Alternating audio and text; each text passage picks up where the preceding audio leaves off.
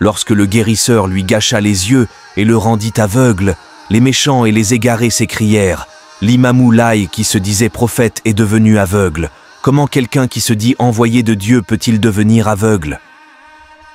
Mais ils ignoraient que tous les maux qui atteignent l'homme ordinaire peuvent atteindre les prophètes, à l'exception des maladies qui pourrissent le corps comme la lèpre.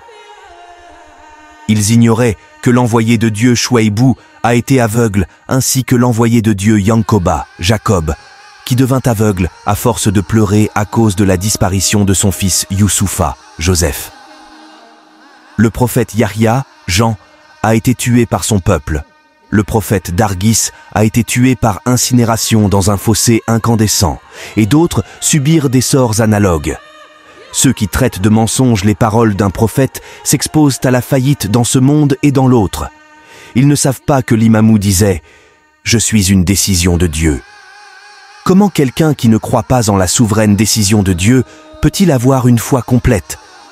Car Dieu a dit « Croyez en dit, à ses anges, à ses livres, en ses prophètes, au jour du jugement dernier, et à ses décisions indulgents ou sévères, agréables ou désagréables. » Quiconque croit en une partie des éléments de credo, laissant tomber le reste, n'a pas une foi complète. Vous avez lu dans les livres que le chef de tous les envoyés de Dieu, Imam al-Mursalin, est le Seigneur des Arabes. Vous avez lu dans le livre de Dieu, Coran, que chaque peuple a son guide, c'est-à-dire son prophète. Avant l'appel de l'imamou en Extrême-Occident, avez-vous entendu parler de quelqu'un d'autre qui s'est proclamé le guide des non-arabes?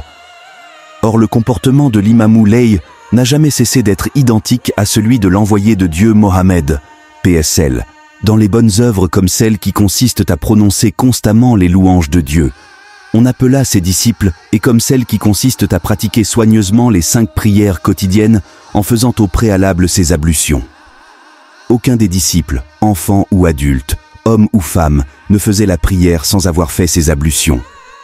Cela ne se rencontrait nulle part ailleurs, car l'imamou a dit « J'ai contracté une alliance avec l'eau et la terre.